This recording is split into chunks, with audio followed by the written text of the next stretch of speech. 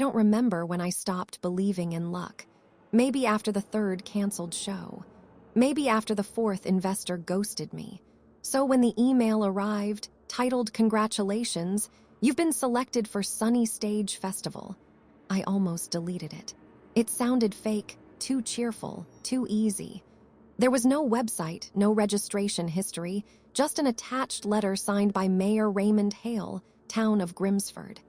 The prize was absurd. $100,000 for the winning troupe. I stared at the amount until the numbers blurred. Then I laughed.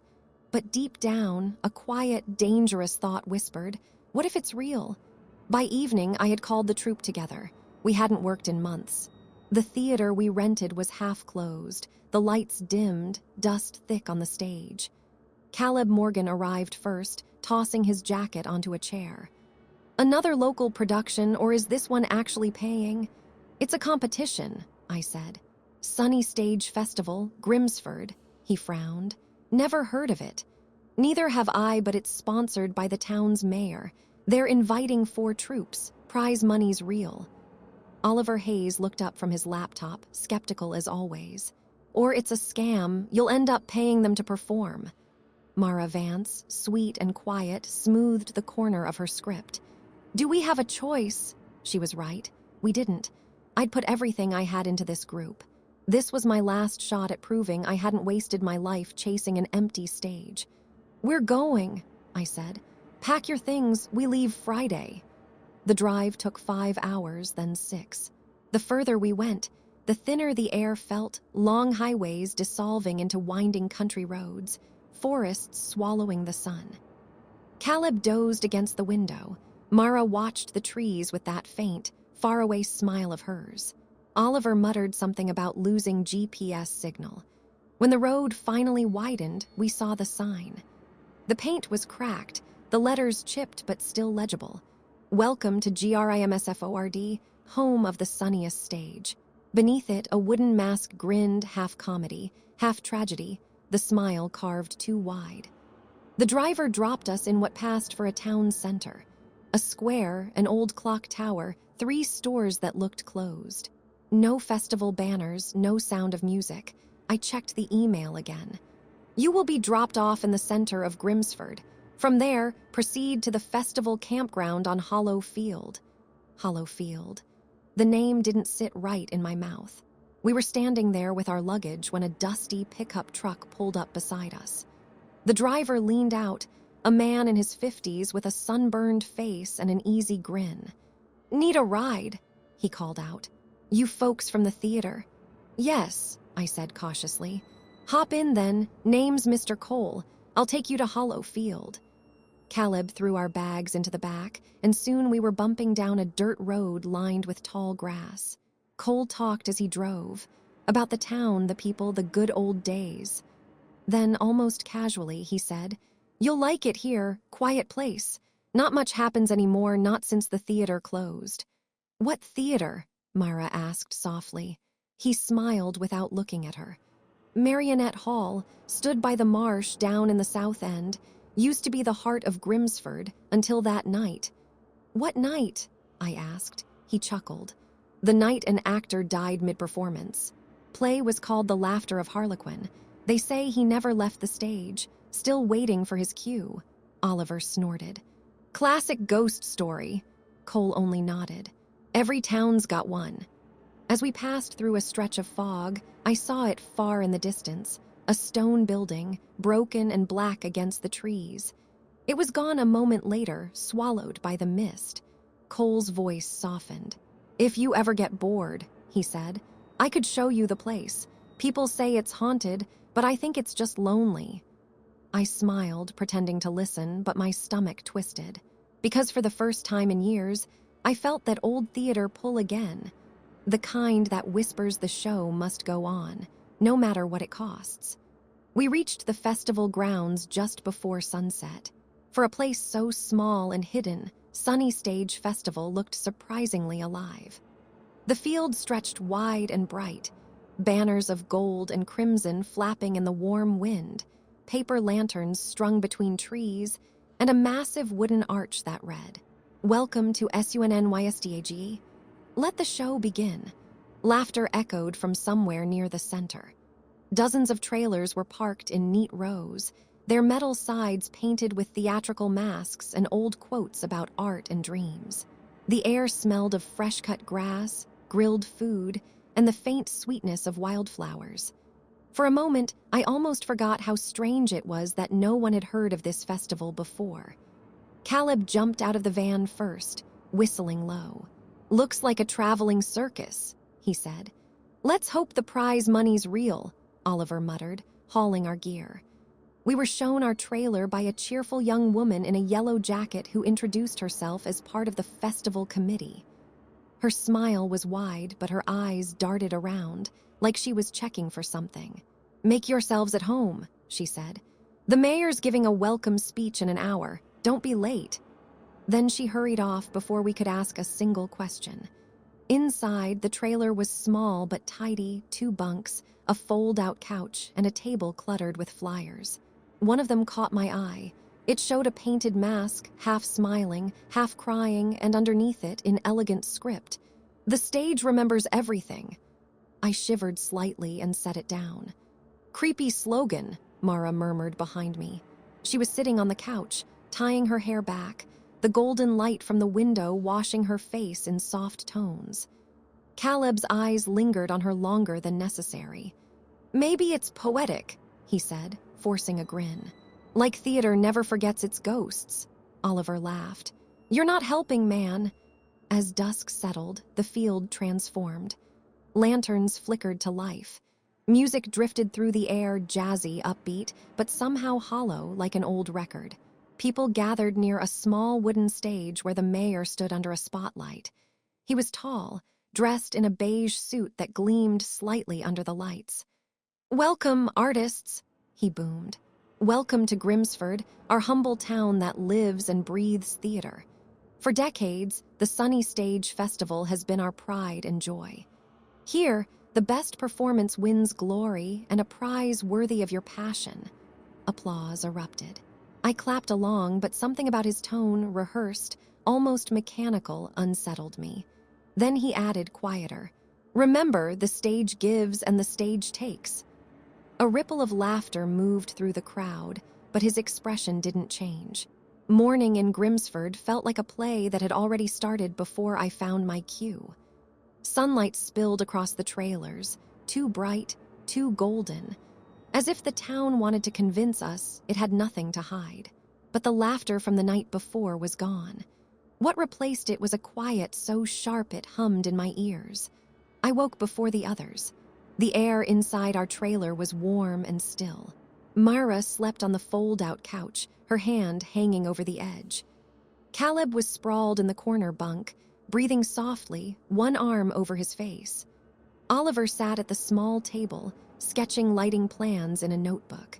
"Couldn't sleep either?" I asked. He didn't look up. "Too quiet. No birds, you noticed that?" I hadn't, but once he said it, the silence pressed in around me. No birds, no insects, not even the wind that had danced through the trees last night. Then the knock came. 3 short taps. When I opened the door, Mayor Hale stood there with his polished smile. Behind him, 2 committee members carried a velvet pouch and a wooden box. "Good morning, artists," he said warmly. "Time to draw your fates." We followed him to the center of the field, where the stage from last night gleamed in the sunlight. The other troupes were already gathered, forming a loose semicircle. I recognized a few faces from the party. A pair of dancers, a mime group, a comedy troupe wearing matching yellow scarves. On the table before us stood the wooden box. Hale rested a hand on it, his voice taking on that strange, rehearsed rhythm again. "Each troupe will draw 1 title. You will perform what the stage gives you. That's how it's always been." Someone laughed nervously. "What if we don't like what we get?" The mayor's smile didn't falter. "Then perform it better." He nodded at me. "Miss Ross, would your troupe do the honor of drawing first?" I stepped forward. My palm brushed against the velvet bag's rim, soft, almost damp. Inside, the papers felt warm. I pulled one free and unfolded it. The words were written in flowing ink. "The laughter of Harlequin." A murmur spread through the group. Caleb leaned closer. Isn't that the cursed one? Oliver frowned. I thought that was just an urban legend. The mayor chuckled softly.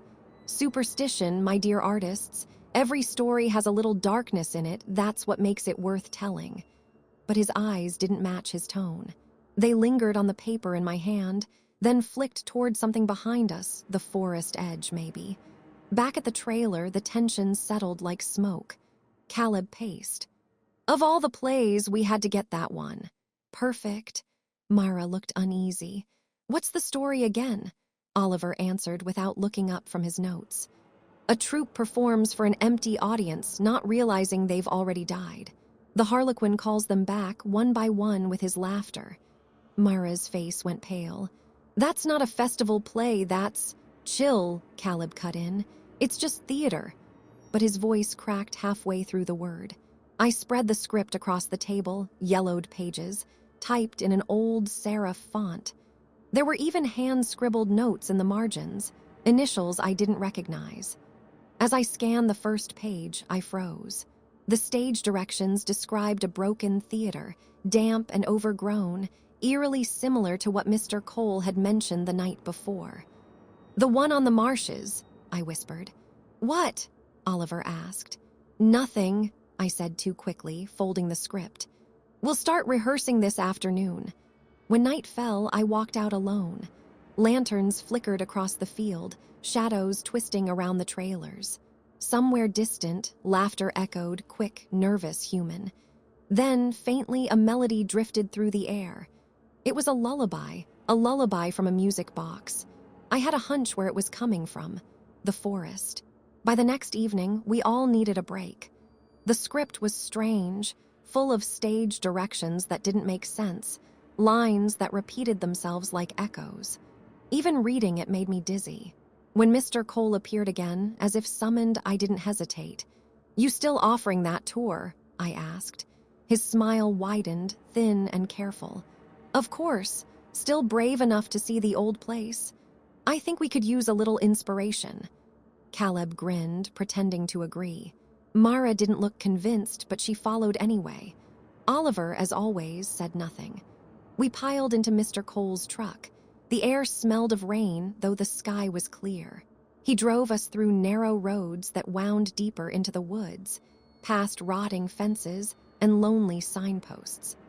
The cheerful noise of the festival faded behind us until all I could hear was the hum of the engine. Cole started talking, stories about Grimsford, about how the town had been built around its first theater 100 years ago. They say every actor who ever performed there left a piece of themselves behind, he said. That's what art does, doesn't it? Take something from you, Caleb laughed. Creepy but poetic. Mara stared out the window. And what happened to it? Cole's eyes flicked toward her in the mirror. It burned, during a performance of The Laughter of Harlequin. No one spoke after that.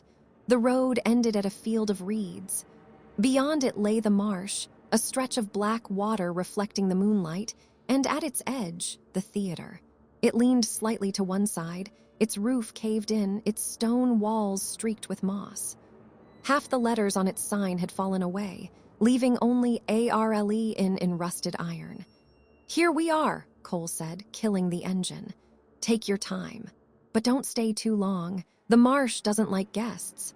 He said it like a joke, but his eyes didn't. Inside, the air was thick and cold. Wooden seats lay collapsed in piles.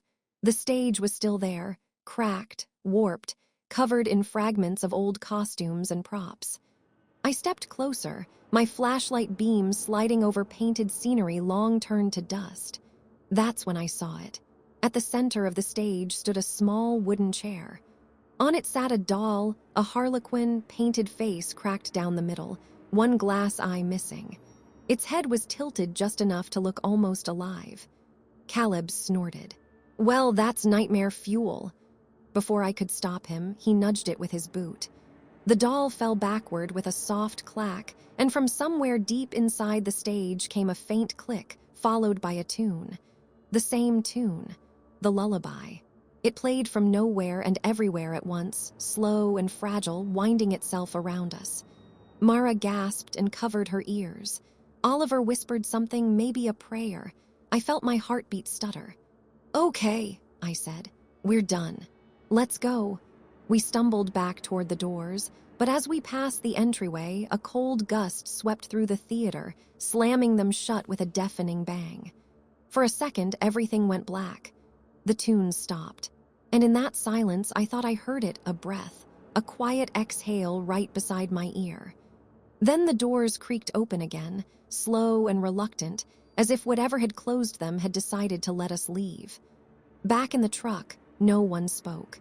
The road back to the festival felt endless. When the lights of the trailers finally came into view, I realized my hands were shaking.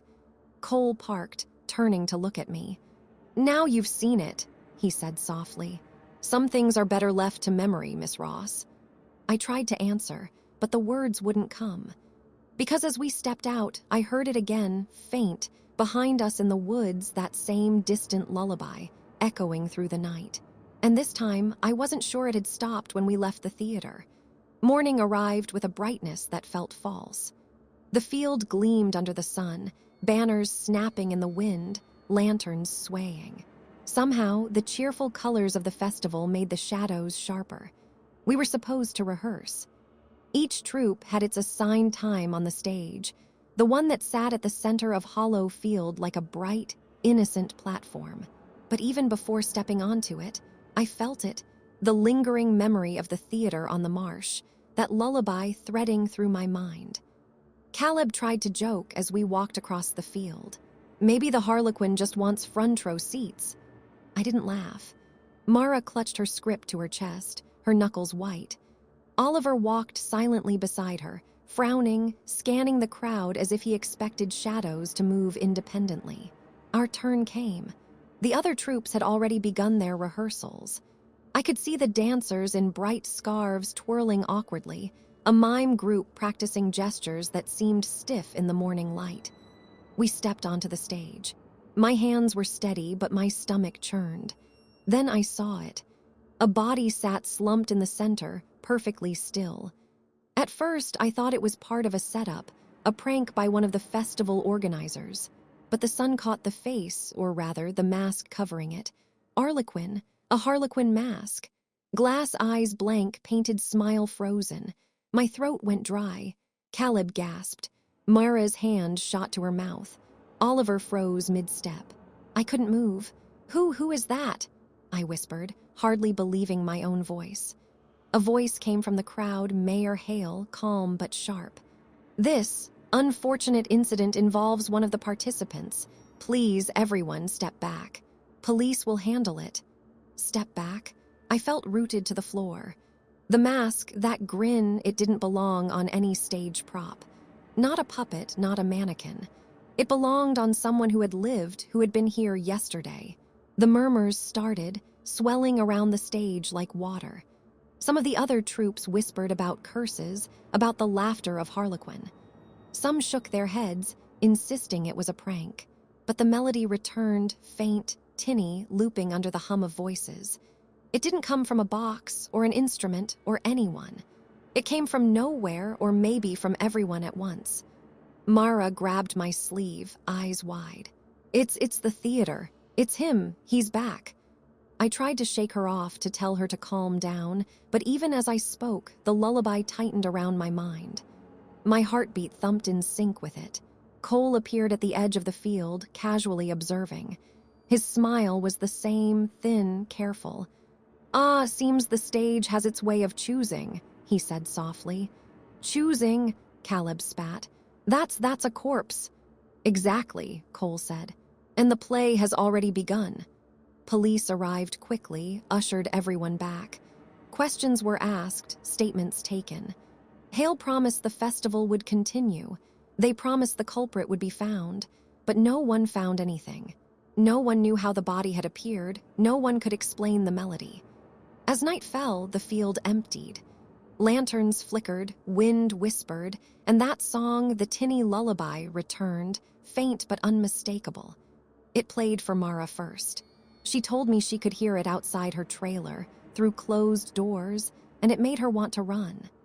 Caleb tried to tell me it was imagination, That fear was contagious, but when I closed my eyes, I could hear it too. And in the darkness, I realized it wasn't coming from any music box. It was following us. Sleep became impossible. Every time I closed my eyes, the melody returned, slow, tinny, circling around the trailers like it had wings. At first, it was distant.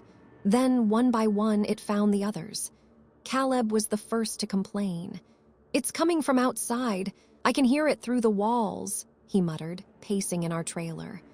Mara hid under the covers, whispering, "It's him. The Harlequin, he's here."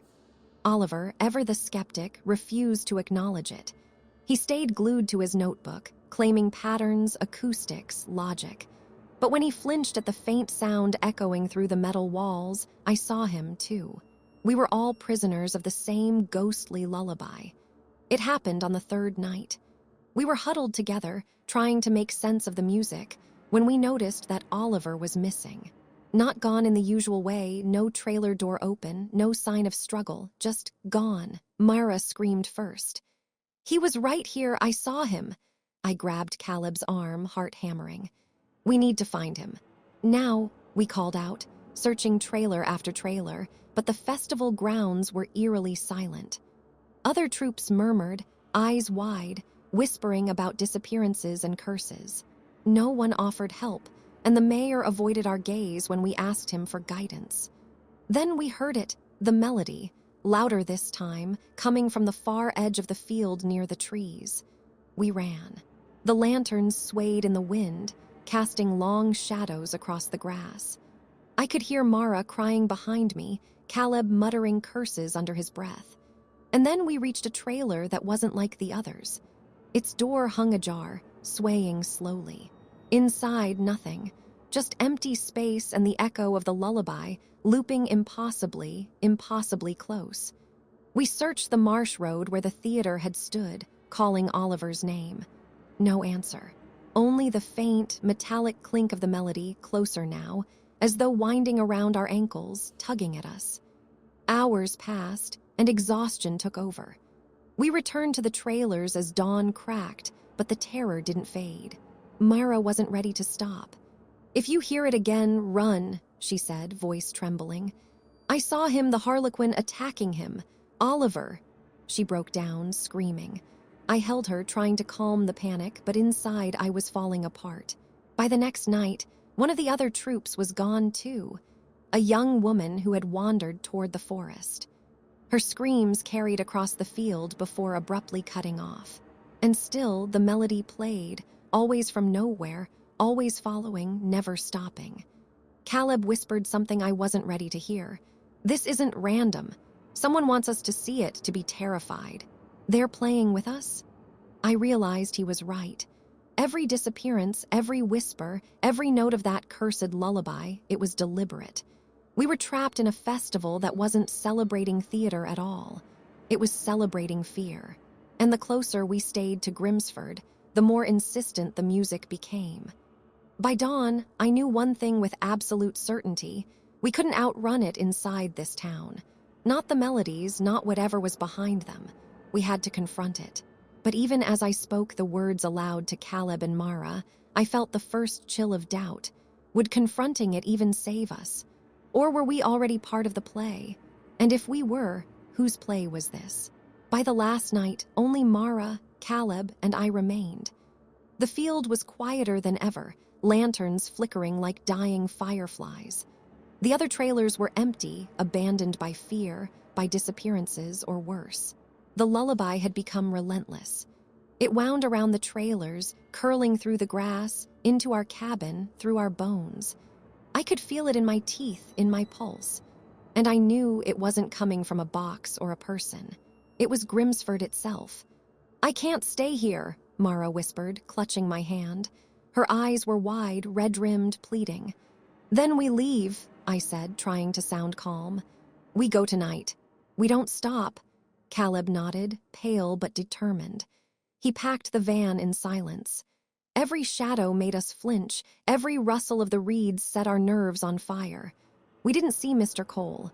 I almost wished we did. Maybe then the terror would have a face. The road out of town was narrow and dark. The van bounced over ruts and patches of gravel, tires crunching through the remnants of the festival lights. Behind us, the faintest notes of the music carried on the wind, impossible, yet undeniable. I tried to focus on the road, on the hills rising ahead, on anything to drown out the melody. Somehow, after hours, the field disappeared behind the trees. The notes faded. By morning, we were on a highway lined with sunlit pines. The world felt normal again. Weeks passed before the music completely left our minds. Every night, I would lie awake, expecting to hear it in my apartment, in the walls, in my dreams. It never returned fully, just fleeting glimpses, echoes, enough to make my pulse quicken. And then the letter arrived. A simple envelope, no return address, no stamp. Inside, a check for $100,000. Exact. I stared at it for hours, fingers trembling. Victory, prize money, proof that we had won. But the thrill didn't last, because I knew what we had paid to earn it. Caleb recovered slowly. Mara, not at all. She left the troupe withdrawn, haunted by dreams of that stage, the doll, the melody. And Oliver. They found him weeks later, in a hospital on the outskirts of Grimsford, alive but broken. No memory of the night he disappeared, blank eyes staring at the ceiling. Doctors didn't think he'd recover. I tried to convince myself it was over. That leaving Grimsford behind had ended it. Then one evening, while counting the money on my kitchen table, I heard it. Soft. Slow. The faint, tinny notes curling up from nowhere, from everywhere. And I realized that some victories come at a cost too high to measure. Even with the money in my hands, I couldn't stop the feeling that somewhere in the Marsh, in the abandoned theater, or inside the town itself, the stage was waiting for its next performance. And I knew, deep down, that someday the music would call again.